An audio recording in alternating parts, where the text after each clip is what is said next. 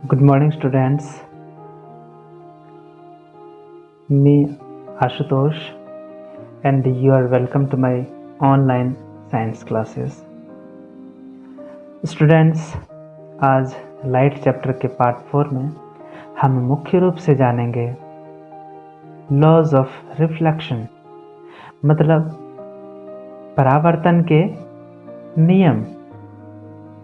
ठीक है, लेकिन उसके पहले 2-4 छोटी छोटी चीज़ें जान लेते हैं। जैसे एग्ज़ाम में आपका आएगा कि परावर्तन की जो घटना है उसकी क्या शर्तें हैं, मतलब परावर्तन की घटना कब हो सकती है। ठीक है, तो चलिए इसको जानते हैं कि ये घटना कब हो सकती है। पहली शर्त है कि जो प्रकाश स्रोत की उपस्थिति होनी चाहिए, प्रकाश स्रोत होना ही चाहिए। ठीक है,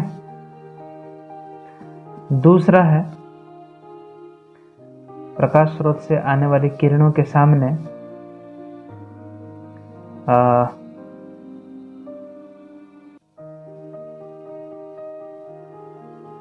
पारदर्शी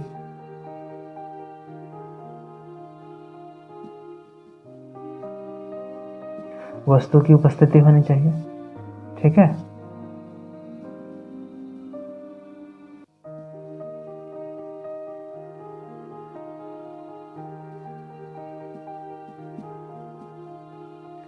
ये 2 चीजें नहीं होंगी तो फिर परावर्तन की घटना नहीं होगी। आप बोलेंगे क्यों नहीं होगी?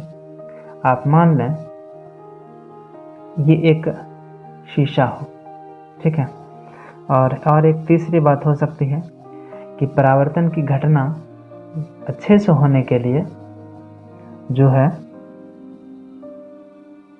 परावर्तन तो होगा ही, ठीक है, अपारदर्शी वस्तुओं पर जब प्रकाश की किरणें टकराएंगी तो, लेकिन यदि परावर्तक सतह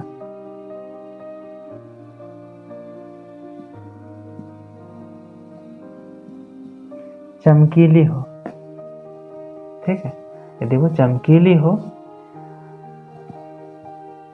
तो क्या होगा, परावर्तन की घटना आसानी से होगी, अच्छे से होगी।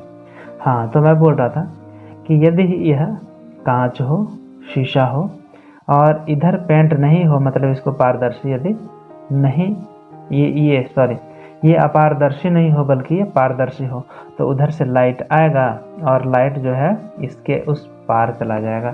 तो यहाँ पे क्या होता है कि परावर्तन की घटना नहीं होगी, मतलब ये लाइट फिर वापस आना चाहिए, ये लाइट जा रहा है तो फिर वापस आना चाहिए, वो नहीं हो पा रहा है, बल्कि प्रकाश इस पार से उस पार चली जा रही है। इस स्थिति में परावर्तन की घटना नहीं होगी। ठीक है बच्चों, इसी तरह हम जो आईना में, मतलब मिरर में, दर्पण में अपना जो चित्र देखते हैं, वो प्लेन मिरर होता है। अपना जो चित्र हम लोग देखते हैं वो कैसे देख पाते हैं? यदि वह शीशा, कांच, इधर पेंट नहीं हो, ठीक है, इधर कोई आदमी हो, ठीक है, इधर कोई आदमी हो, इसका यहाँ पे यदि पेंट नहीं हो, लाइट आया, ठीक है, इधर से लाइट आया, इस पर गिरा, फिर इस पर गया, इस पर वापस लौट करके इसकी आंखों तक जाना चाहिए। प्रकाश स्रोत से लाइट आया आदमी पर, वहाँ से टकरा करके, आदमी अपारदर्शी है, वहाँ से टकरा करके शीशे पर गया और शीशे से फिर परावर्तित हुआ और हमारी आंखों तक आता है। तब हम अपना चित्र किस पर देख सकते हैं? आईना में, दर्पण में देख सकते हैं। कब? जब ये आपका अपारदर्शी हो, मतलब इस पार से उस पार लाइट नहीं जाए। यह लाइट यदि लौट करके नहीं आए, कब नहीं आएगा? जब ये पारदर्शी हो, मतलब हम पे प्रकाश स्रोत से प्रकाश की किरणें आए और यहाँ से फिर टकराई शीशे की दीवार पे, कांच की दीवार पर, और वो वापस नहीं लौट करके उधर ही चली गई। तो क्या हमारा चित्र हमें अपने आईने में दिखेगा? नहीं दिखेगा। क्यों?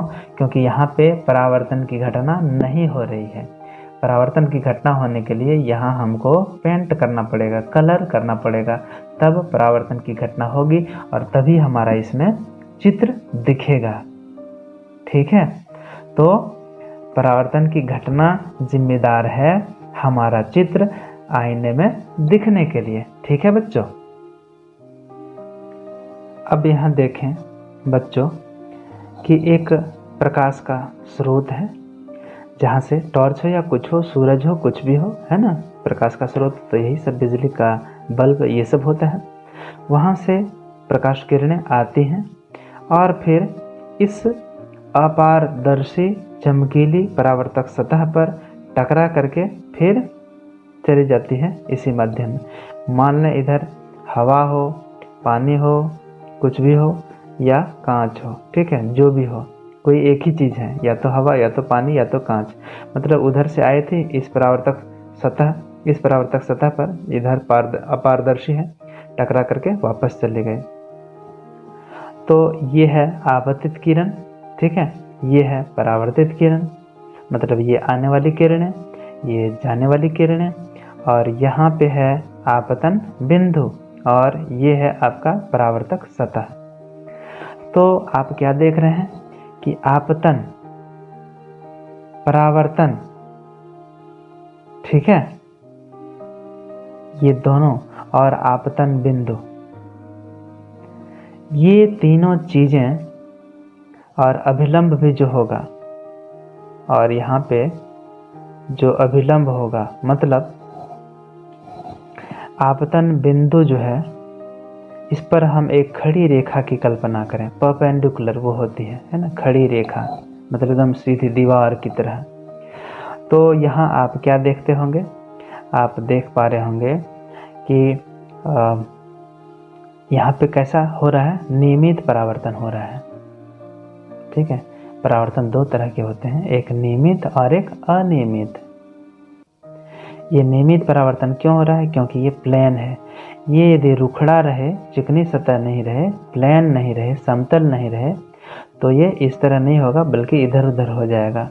ओके, तो आपतित किरण, परावर्तित किरण और अभिलंब, ठीक है, आपतित किरण, परावर्तित किरण और अभिलंब। चलिए नाम देते हैं इसका, P O Q N, ठीक है, PO आपतित किरण, OQ परावर्तित किरण, ON अभिलंब।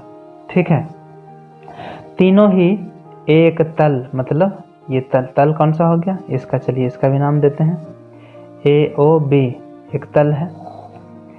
तीनों एक ही तल पर अवस्थित होते हैं। आप देख रहे हैं ना, ऐसा नहीं है कि ये इस पर आ गया तब तो दूसरा तल हो गया, इधर पहला तल, इधर दूसरा तल। ओके, तो ये पहली बात हुई। दूसरा, ये आने वाली किरण अभिलंब के साथ कुछ एंगल बनाती हैं, मतलब कोण बनाती हैं। ये कोण क्या हुआ, एंगल क्या हुआ, बताता हूँ। और उसी तरह ये परावर्तित किरण जो है वो भी अभिलंब के साथ, ये जो अभिलंब है इसके साथ ये भी कुछ कोण बनाती है। ठीक है, तो ये कोण क्या हुआ,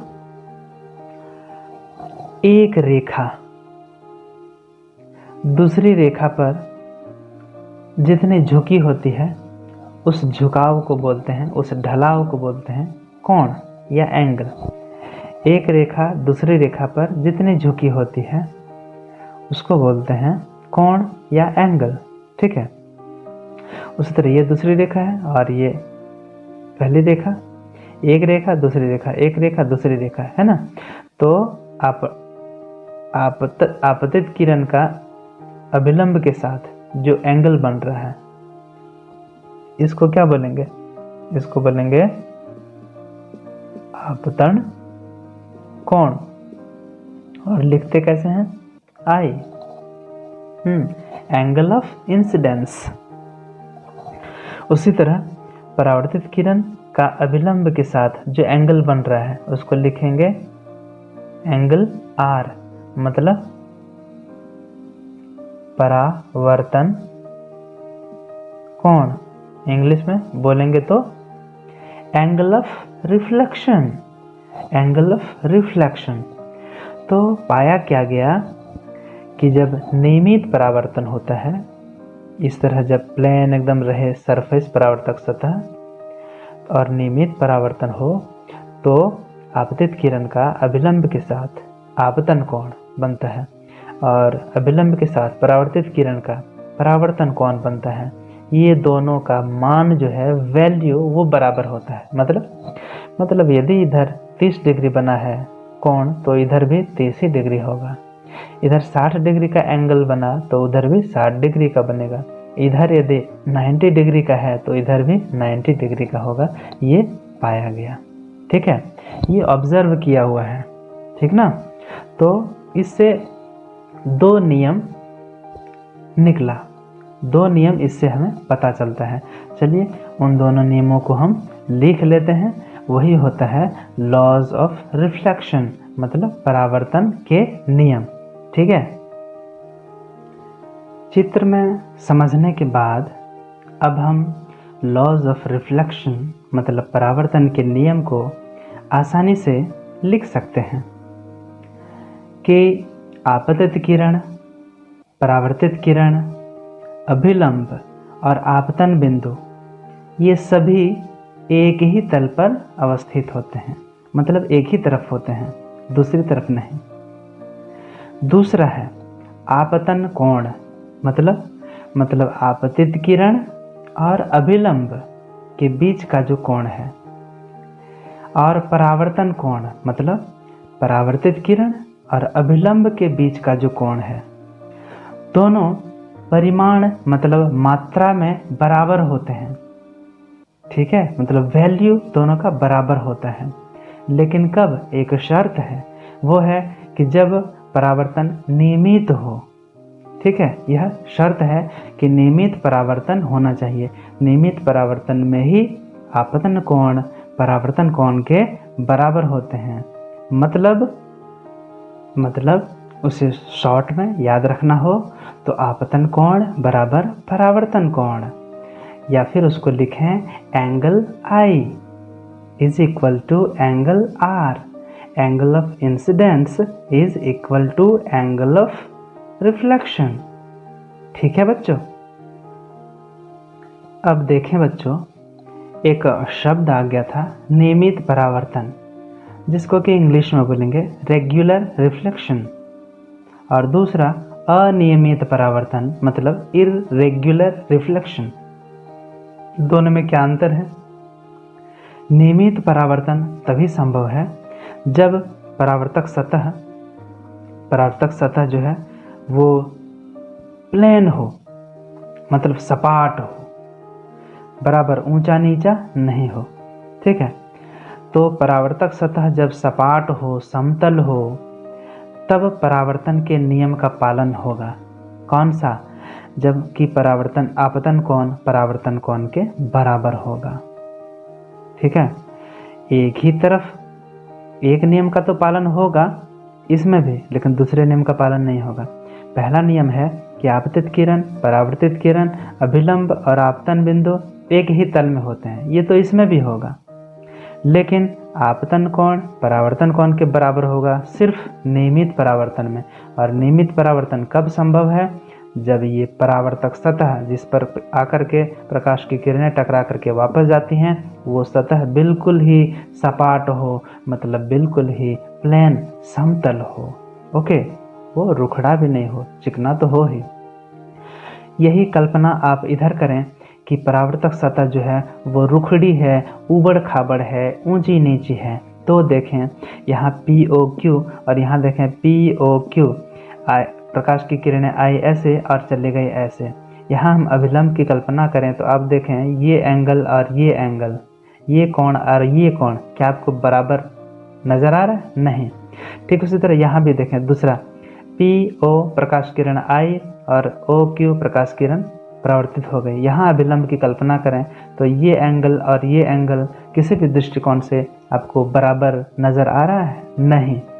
तो अनियमित परावर्तन मतलब इररेगुलर रिफ्लेक्शन में क्या होता है, आपतित किरण, परावर्तित किरण, अभिलंब और आपतन बिंदु, ये सभी तो एक तल में तो हैं, लेकिन कोण I बराबर नहीं है कोण R, मतलब आपतन कोण परावर्तन कोण के बराबर नहीं होता है। ठीक है, तो अनियमित परावर्तन में जब परावर्तक सतह उबड़ खाबड़, ऊंची नीची वाली हो, रुखड़ी हो, तो परावर्तन के नियम का पालन नहीं हो पाता है। ठीक है, तो बच्चों ये आपको ध्यान रखना है कि नियमित परावर्तन जब होगा तभी परावर्तन के सभी नियमों का पालन संभव होता है, और जब तक नियमित परावर्तन नहीं होगा किसी भी वस्तु का चित्र हमारी आंखों में दिखना संभव नहीं हो पाता है। ठीक है, अपना भी चित्र हम आईना में देखना चाहें तो उसके लिए आपको चाहिए सपाट प्लेन परावर्तक सतह, या फिर गोलीय ऊबड़ खाबड़ वाली नहीं। तो ठीक है बच्चों, उम्मीद है आपने ये 2-3 चीज़ें कि हमारा चित्र आईने में दिखने के लिए क्या ज़रूरी है, उसके बाद परावर्तन की घटना होने के लिए कौन सी स्थिति का होना ज़रूरी है, परावर्तन के नियम क्या थे, क्या होते हैं, और नियमित परावर्तन क्या है और अनियमित परावर्तन क्या है, इतनी चीज़ों पर आज हमने तर्क वितर्क किया, समझने की कोशिश की। तो उम्मीद है बच्चों आपने सीख लिया होगा। यदि सीख लिया होगा तो लाइक और कमेंट्स करें, मुझे उसी से पता चलेगा कि आपने वीडियोस देखे हैं, आपको समझ में आया है। यदि आपके लाइक कमेंट्स नहीं आते हैं, व्यूज़ नहीं आते हैं, तो समझता हूँ कि आपने वीडियोस देखे ही नहीं, या तो आपके कुछ पल्ले पड़ा ही नहीं। ठीक है बच्चों, तो आज के लिए बस इतना ही। मिलते हैं अगली कक्षा की अगली वीडियो में कुछ नए टॉपिक के साथ। तब तक के लिए धन्यवाद।